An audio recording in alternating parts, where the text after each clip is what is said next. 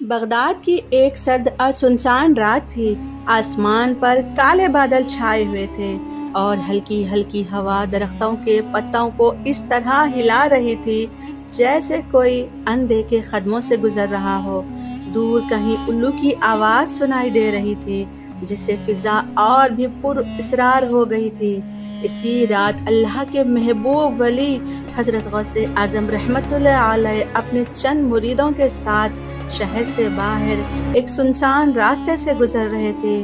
راستہ تنگ تھا، دونوں طرف گھنا جنگل اور آگے اندھیرا، اس قدر گہرا کہ چند قدم دور کچھ صاف نظر نہیں آ رہا تھا۔ مریدوں کے دلوں میں عجیب سا خوف تھا، مگر وہ اپنے مرشد کے ساتھ تھے، اسی لیے خاموشی سے چلتے جا رہے تھے۔ پھر اچانک جھاڑیوں میں سے زور کی آواز آئی، سب کے قدم اچانک رک گئے۔ ایک مرید نے دھیمی آواز میں کہا، یا حضرت کچھ حرکت ہوئی ہے؟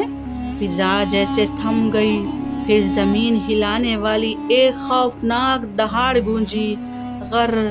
مریدوں کے دل حلق میں آ گئے، کچھ کے ہاتھ کانپنے لگے، سب کی سانس تیز ہو گئی۔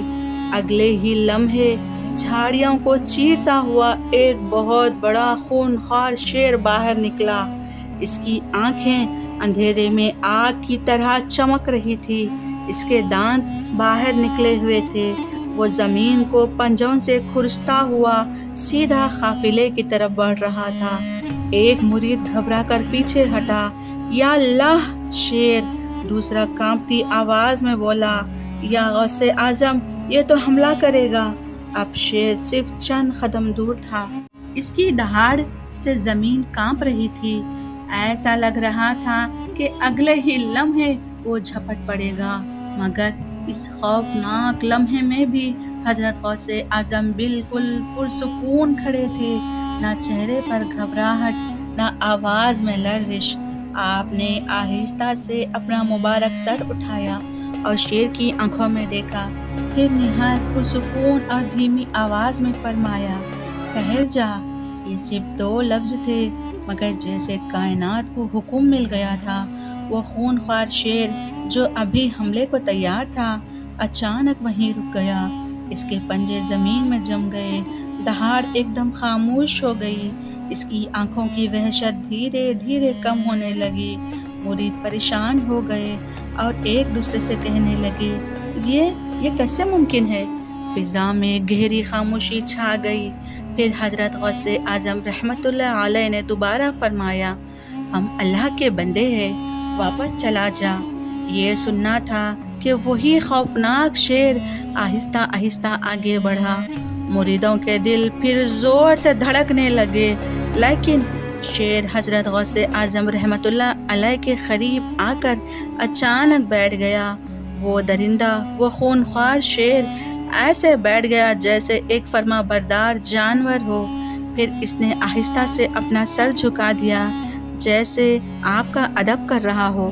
مریدوں کی آنکھوں سے آنسو نکل آئے، ان کے جسم کانپ رہے تھے، مگر اب خوف سے نہیں، حیرت اور عقیدت سے۔ چند لمحوں بعد شیر خاموشی سے اٹھا اور بغیر کسی کو نقصان پہنچائے گھنے جنگل میں غائب ہو گیا۔ کافی دیر تک کوئی بول نہ سکا، پھر ایک مرید روتی ہوئی آواز میں بولا، یا غوث اعظم، یہ کیا راز ہے؟ حضرت غوث اعظم نے فرمایا، یہ ہمارا کمال نہیں، یہ اللہ پر کامل یقین کی طاقت ہے۔ جو بندہ سچے دل سے اللہ پر بھروسہ کرے، اللہ اسے اپنی امان میں لے لیتا ہے۔